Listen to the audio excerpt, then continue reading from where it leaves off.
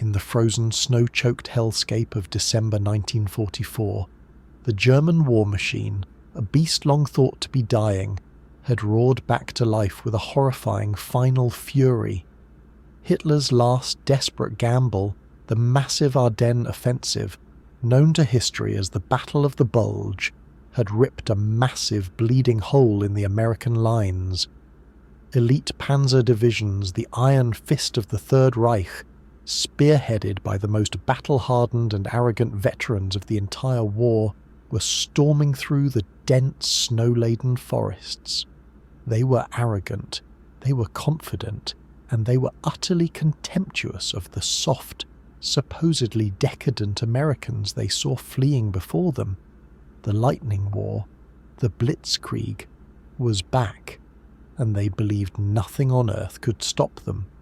For the German tankers of the veteran Führer Begleit Brigade, an elite panzer unit formed from Hitler's personal bodyguard, the advance was a glorious return to the victorious days of 1940.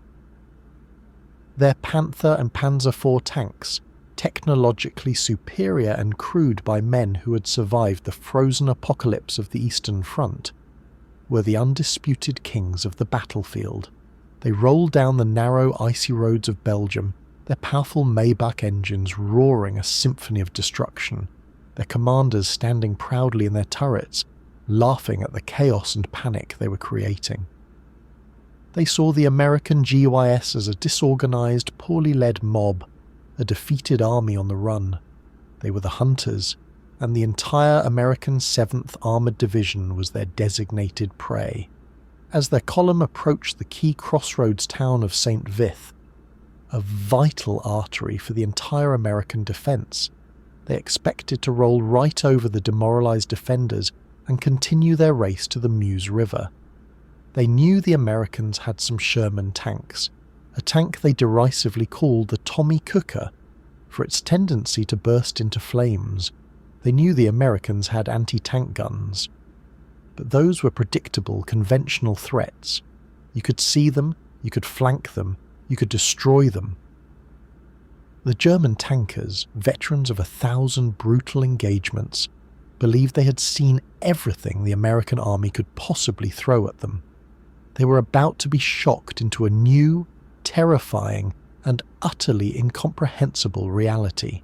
Deep in the snow-covered woods that flanked the road to St. Vith, a small forgotten unit of the US Army was in a desperate, impossible situation.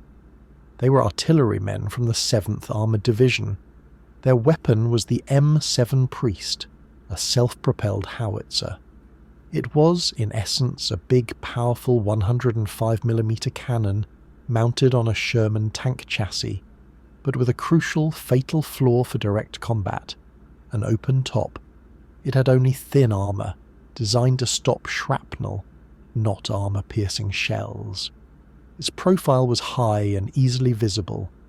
Most importantly, its main gun was a howitzer, designed to fire a massive high explosive shell in a high, looping arc over a distance of several miles.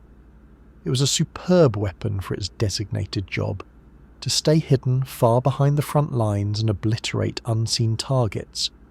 It was absolutely, positively not an anti-tank gun. Its shell travelled too slowly to reliably hit a moving tank, and it lacked the penetrating power of a dedicated anti-tank weapon. Using an M7 Priest to fight a Panzer head-on was strictly forbidden by every US Army doctrine.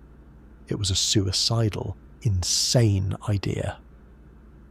But the American artillerymen were out of options. The German Panzers were coming.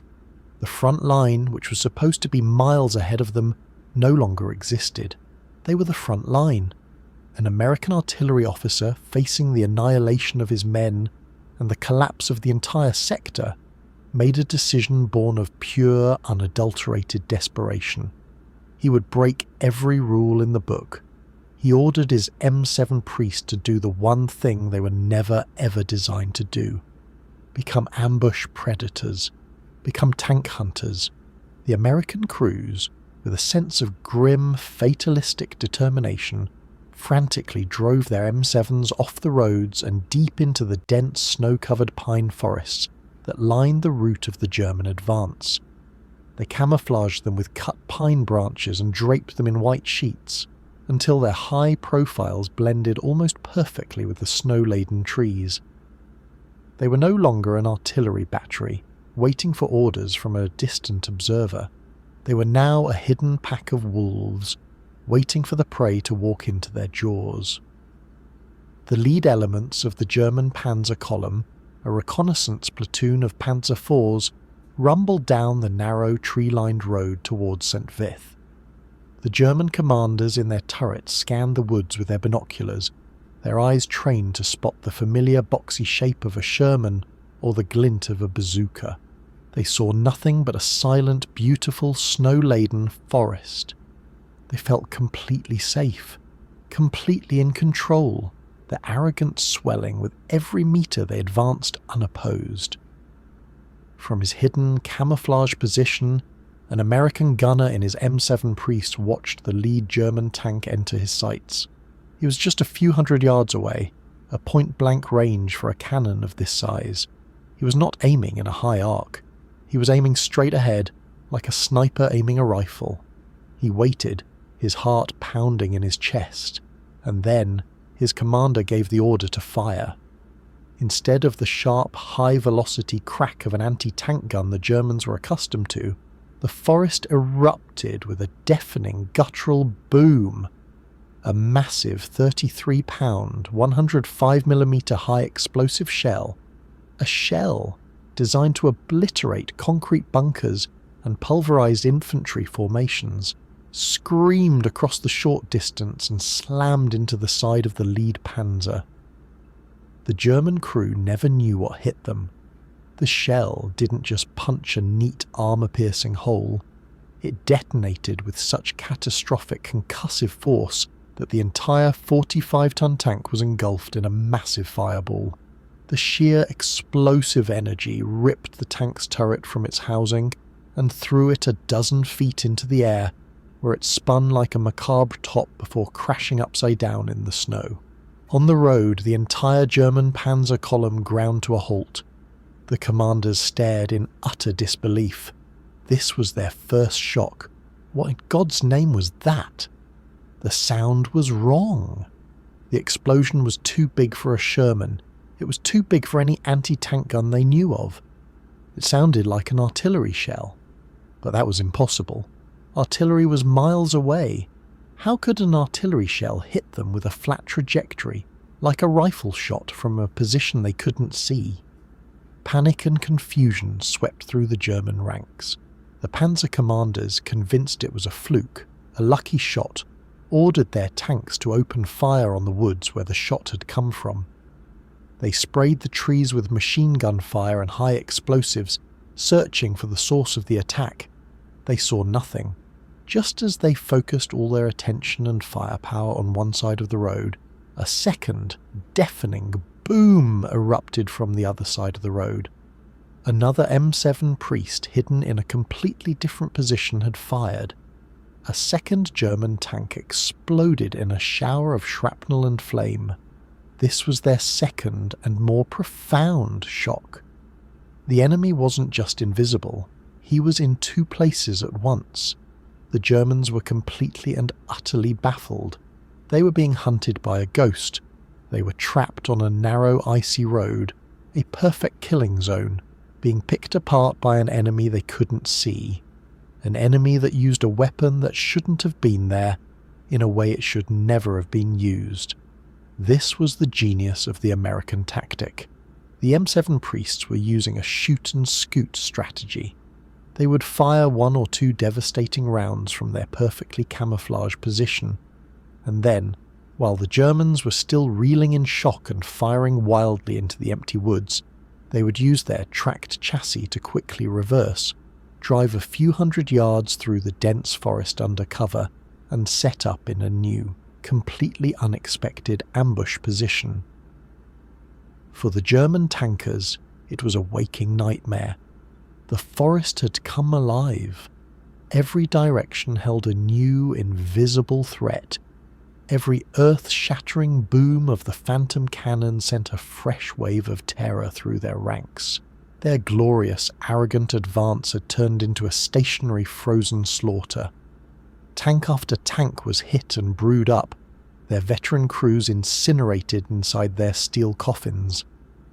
The elite tankers of the Führer-Begleit Brigade, men who had faced down the entire Red Army, were now being systematically erased by a handful of American artillerymen who had broken every single rule in the book.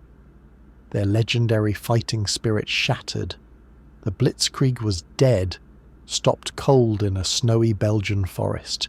The German survivors, their minds reeling from the shock of the invisible cannons, abandoned their burning, wrecked vehicles and fled into the woods on foot, choosing to face the freezing cold rather than the fire magic of the American ghosts.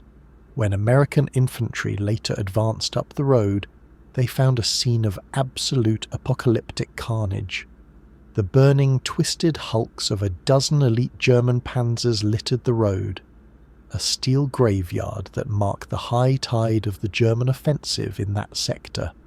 But they found no big American anti-tank gun positions. They found no line of defensive Sherman tanks. All they found were the faint churned tracks in the snow leading back into the forest. The tracks of the artillery pieces that had refused to be victims, the tracks of the ghosts of St. Vith. The Germans had been shocked not just by the firepower, but by the sheer, brilliant, rule-breaking audacity of the American tactic. They had expected a fair fight, a predictable battle between tanks and guns. What they got was a terrifying lesson in American ingenuity. If the rules say your weapon can't win, you change the rules. You turn a cannon into a sniper rifle, and you turn an artilleryman into a ghost.